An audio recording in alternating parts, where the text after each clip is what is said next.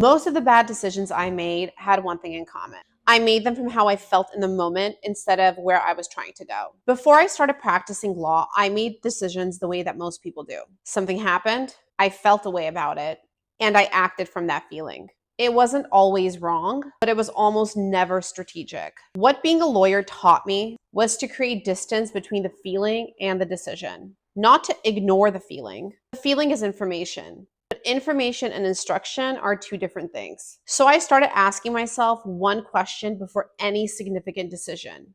Is this serving where I'm going, or is it just relieving how I feel right now? Those two things almost never point in the same direction. I started applying this outside of work, and it changed everything. Because the same dynamic that plays out inside a case can play out in these areas of your life. You're frustrated, you want to respond immediately. You're impatient, you want to force an outcome. You're scared, you want to retreat to something that's familiar. Every single one of these impulses is a long game made from a short-term emotion. Before any significant decision, pause just long enough to ask two questions. First, am I acting from a strategy or from how I feel right now? Second, will the version of me a year from now be grateful for this choice, or will she be cleaning it up? Your future self deserves better than your present emotion making decisions on her behalf.